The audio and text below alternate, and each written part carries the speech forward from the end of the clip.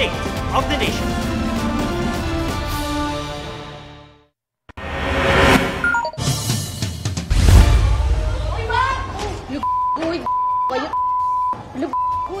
Sinabunutan at winasiwas pa sa sahig ng classroom ang grade 8 student na yan ng kanyang mismong mga kaeskwela sa Quezon City. Ayon sa aming source, may hindi raw ito pagkakaunawaan sa lider ng grupo ng mga babae. Tumanggi naman ang magulang ng biktima na makipag-usap sa GMA Integrated News at sa sangguniang kabataan ng barangay. Giit naman ang kapatid ng isa sa mga nanakit na nambuli rin daw noon ang biktima. Sa report ng school principal, sinabi raw sa kanila ng biktima na hindi ito nagsumbong dahil sa takot. Sinaktan umano siya noong 3 p.m. break time nila at uwian. Ang Bagong Silangan High School sinabi sa isang pahayag na may mga seryosong aligasyon ng bullying. Nag-iimbestiga na rin daw sila sa nakuha ng video. Para sa mas mabilis na investigasyon, humingi na ng tulong sa PNP ang DepEd. Bago ngayong gabi, sinalakay ng NBI ang isang planta sa Marilao, Bulacan na nag-iimbak umano ng mga delikadong kemikal gaya ng sangkap sa bomba. Nabisto ang 20 tonelada ng sodium tungstate na ready for export pati nitric acid na ginagamit daw sa paggawa ng bomba. Dagdag ng NBI pang military application ng ibang kemikal gaya ng tungsten na maaaring gamitin sa artillery, missile coating para hindi ma-detect ng radar at armor piercing. 3 buwang nagmanman sa pasilidad ng NBI. Napag-alaman namang 100% Chinese-owned ito. 3 Chinese national ang arestado. Iimbestigahan din ang mga laboratorio at mga chemist, pati ang pagtatrabaho roon ng ilang Pinoy sa loob ng 7 taon kahit walang protective equipment. Suntukan ng 2 motorista sa Antipolo at sa Quezon City, pagmumura ng driver ng kotseng may plakang 8 na pang-kongresista.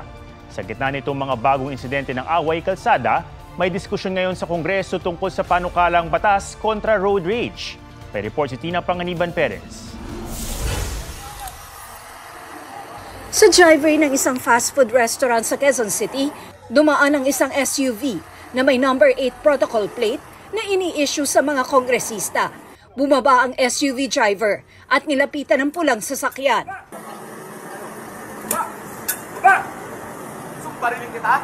Bumalik sa SUV ang driver at umalis.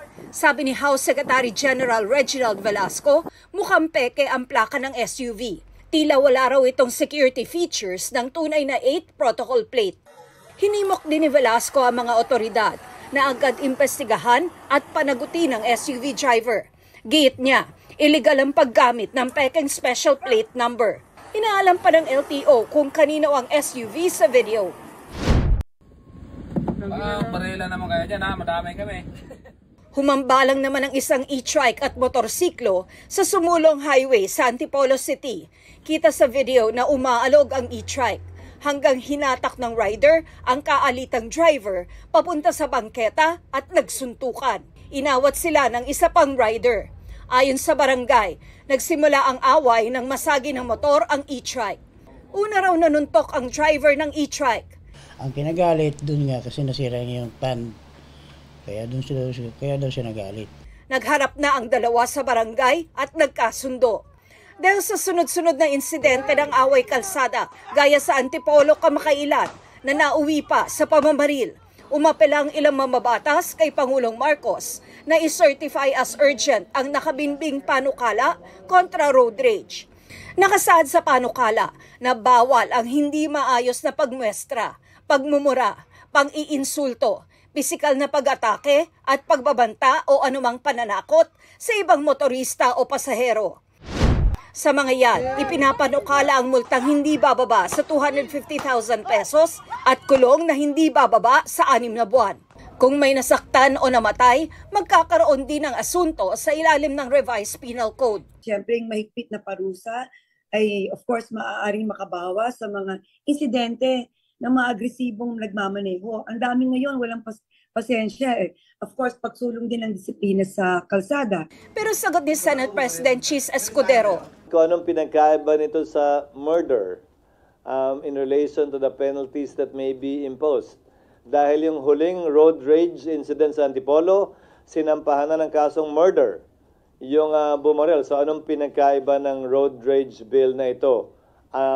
Paano niya mapapadali? Paano niya mapapabilis? O paano niya maliliwanag pa yung krimen kung sakasakali?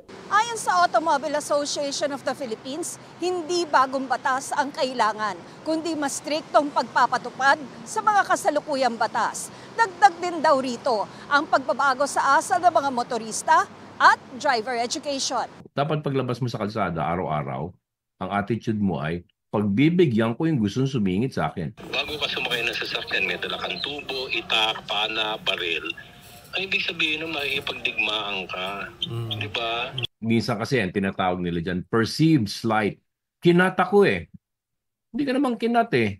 Diba? May bato rin sa kanan, iniwasan niya yung bato, akala mo, sinasadya ka. Paano ka sasadya nun? Hindi ka nga niya kilala eh. Inirekomenda rin ng grupo na senior high school pa lang, agad may driver education na. Kailangan din daw higpitan ang pag-i-issue ng driver's license.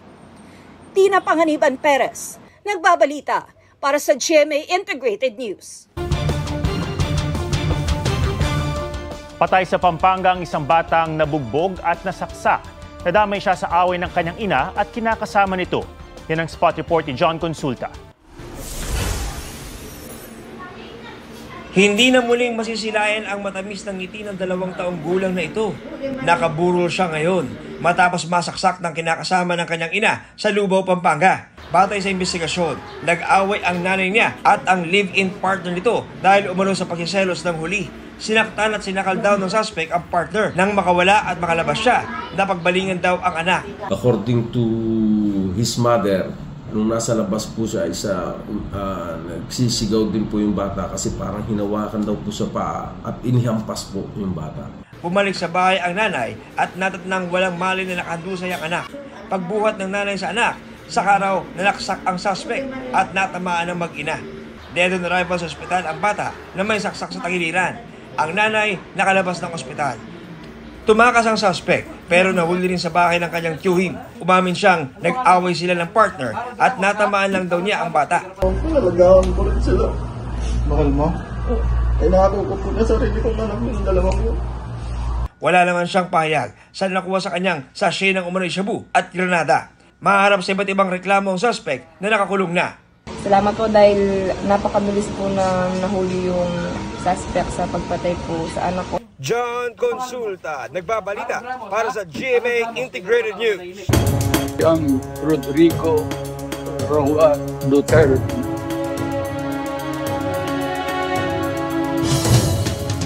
Pinal na ang listahan ng mga abogadong bubuo ng defense team ni dating Pangulong Rodrigo Duterte para sa pagharap niya sa International Criminal Court.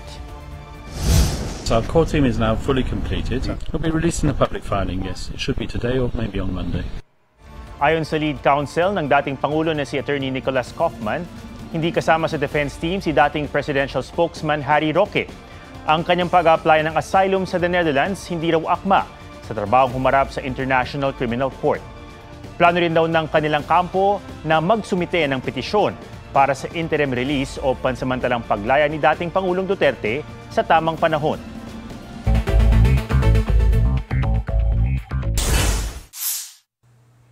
Hepe 7 Police and Special Operations Unit ng Eastern Police District, Sinibac, isinailalim sa restrictive custody at dinisarmahan dahil sa robbery extortion umano sa kanilang operasyon sa Las Piñas. Inireklamo sila ng kapatid ng Chinese na subject ng operasyon. Hindi raw kasi ang Chino ang nasa warrant ng mga nagpakilalang pulis pero bihis sibilyan. Ginalaw raw ng pulis ang CCTV at natangay ang 27 million pesos na cash, pati gold bar, mga alahas at relo. Mari namang itinanggi ng kanilang team leader ang mga aligasyon. Department of Foreign Affairs tiniyak na tutulungan ang 3 Pilipino sa China na batay sa abiso ng Chinese government ay inaresto dahil sa umano'y pang-espiya. Ban sa pagsasakay sa MRT-3 ng mga bagahe.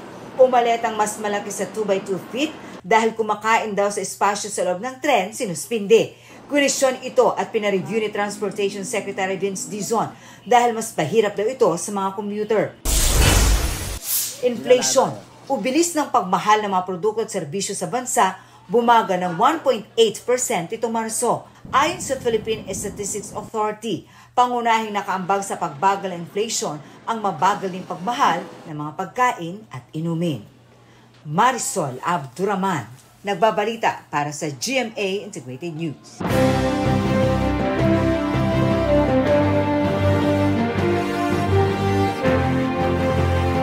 Pinagpapaliwanag ng COMELEC ang isang congressional candidate sa Pasig City kaugnay ng sinabi niya habang nangangampanya. Para sa mga solo parent ng Pasig. Minsan sa isang taon, ang mga solo parent na babae na nireregla pa, malinaw, nireregla pa, at nalulungkot, minsan sa isang taon, pwedeng sumiping ho sa akin. Sa show cause order ng COMELEC Task Force SAFE, binigyan si Attorney Christian Sia ng 3 araw para magpaliwanag kung bakit hindi siya dapat sampahan ng reklamong election offense at petition for disqualification. Posible raw paglabag sa COMELEC resolution kontra diskriminasyon ang naging pahayag ni Sia. Nagsorry naman si Sia at nangakong hindi na ito mauulit. 38 days bago ang eleksyon 2025, edukasyon, agrikultura at trabaho ang ilan sa mga binigang diin ng senatorial candidates sa kanilang pangangampanya. May report si Ivan Mayrina. Edukasyon de kalidad ang isa sa mga plataporma ni Ariel Querubin. Dagdag pondo para sa kabuhayan ang tututukan ni Tito Soto. Edukasyon ang gustong tutukan ni Senador Francis Tolentino. Isusulong daw ni Erwin Tulfo ang 200 pesos legislated wage increase. Pagpapalawig ng SMEs ang isa sa mga isinusulong ni Benhur Abalos. Binigyan din ni Abby Binay ang pagpapalawig ng kalidad ng edukasyon. Nais palakasin ni Ping Lacson ang puwersa ng pulisya. Nangakong tutulong sa turismo si Senator Lito Lapid. Isusulong naman ni Senador Bong Revilla ang kapakanan ng senior citizens. Pagpapalakas sa sektor agrikultura ang pangako ni Congresswoman Camille Villar. Tinalakay ni Jerome Adonis ang sapat na sahod, kasama niya roon si Mimi Doringo. Maayos sa edukasyon at siguradong trabaho ang tututukan ni Bam Aquino. Nakipag-usap si Roberto Balyon sa mga magsasaka kasama niya, si Leode de Guzman, pati na rin si Luke Espiritu. Karapatan ng mga motorista ang isusulong ni Congressman Bonifacio Busita. Tututukan ni Representative Arlene Brosas ang pagpapababa ng presyo ng mga bilihin. Susuportahan ni Senator Pia Cayetano ang kapakanan ng barangay health workers. Nag-ikot si David De Angelo sa Camarin, Caloocan. Mas mabilis sa pagkamit ng hustisya ang ipaglalaban ni Attorney Angelo de Alban. Paglapit ng serbisyo sa mga tao ang isinusulong ni Senator Bongo. Dr. Richard Mata, Ipe Salvador. Paalala ni Congressman Rodante Marcoleta, iboto ang may pangmatagalang plano para sa mahihirap. Sa Iloilo, inalala ni Heidi Mendoza ang naging trabaho sa COA at paglaban sa katiwalian. Patuloy namin sinusundan ang kampanya ng mga tumatakbong senador sa eleksyon 2025. Ivan Miri na nagbabalita para sa GMA Integrated News.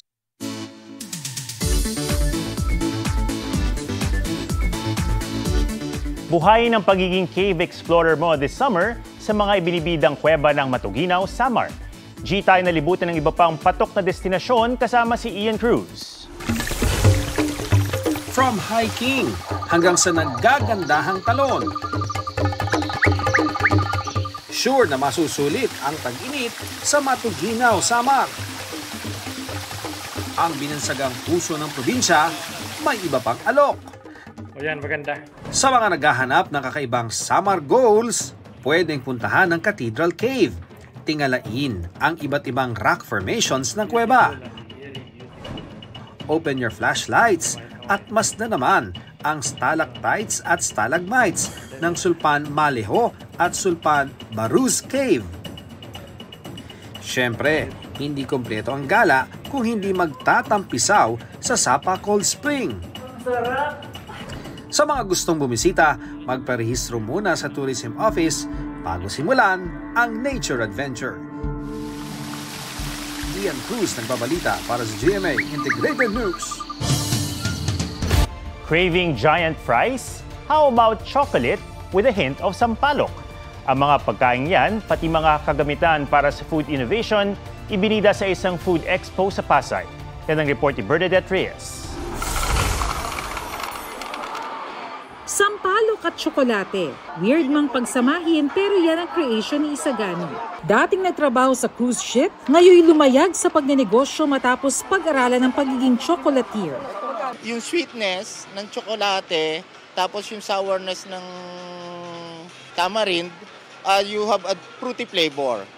Kung ang Amerika mayroong raisins na binalutan ng tsokolate, aba dito sa Pilipinas may sampalok na binalutan ng tsokolate. Manamis na maasim-asim, perfect sa panlasang Pinoy. Hindi siya nalalayan. Actually, mas masarap pa siya doon sa binili ko sa Thailand. Isa pang choco creation ni Isagani ang cacao jam. Why not use the pulp of the cacao jam instead na kaysa sa itapon niya? Ilan lang yan sa mga tampok sa 17th Philippine Food Expo sa Pasay. Meron ding giant fries at donuts with a Pinoy twist. We have yung buko pandan, yung mga pastillas, leche flan, yung mga mango graham sa atin. At bukod sa mga pagkain, tampok din sa Food Expo ang mga kagamitang makatutulong daw pataasin ang kalidad ng mga produkto at serbisyo. Out of the 300 exhibitors, we have 375 na mga equipment. So for the first time, we have equipment manufacturers joining. Gaya ng makinang kaya raw gawing lupa ang leftover food. Kung ilalagay mo siya sa machine, meron ka ng sarili mong compost machine doon mismo sa iyong kitchen. Mainam daw na platform ang Philippine Food Expo para maipakita ang proudly Pinoy products, pati ang pagiging malikhain at business-minded ng mga Pinoy. And it's a chance for our food exporters to be able to showcase the products. Support locals lang po talaga. Bernadette Reyes, nagbabalita para sa GMA Integrated News.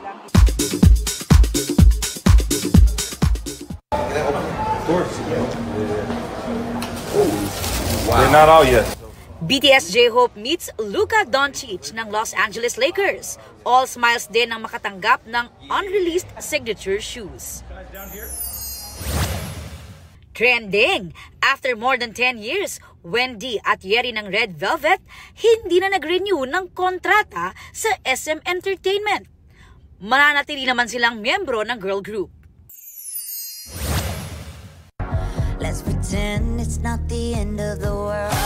New single ni Miley Cyrus nakapeg sa celebration of life and living the most of it.